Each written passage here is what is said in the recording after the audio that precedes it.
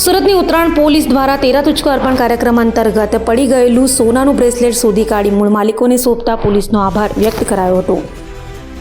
Surat police commissioner Anupamsinh Gehlot, સંયુક્ત police commissioner Damor, નાયબ police commissioner Jhala અને મદદનીશ પોલીસ કમિશનર આહિર દ્વારા નાગરિકોની મિલકત સલામત રાખવી અને ખોવાયેલ ચીજવસ્તુ માલિકને પરત અપાવવી એ પોલીસ તંત્રની પ્રાથમિકતા છે તેમ કહી તેરા તુચકો અર્પણ જેવા હિતકારક કાર્યક્રમો દ્વારા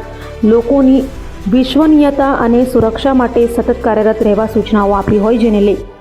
પીઆઈ પટેરિયા અને પટેલની ટીમ પીએસઆઈ દાદાના માર્ગદર્શન હેઠળ પેટ્રોલિંગમાં હતી ત્યારે પોલીસ મથકમાં જયેશ આહિર નામનો ઈસમ આવ્યો હતો અને પોતાનો ઉત્તરાયણ રંગોલી ચોકડી પાસે સોનાનું બ્રેસલેટ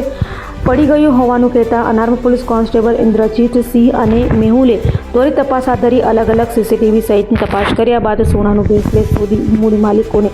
તેરા તુચકો અર્પણ કાર્યક્રમ હેઠળ પરત કરતા તેઓએ પોલીસનો આભાર વ્યક્ત કર્યો હતો.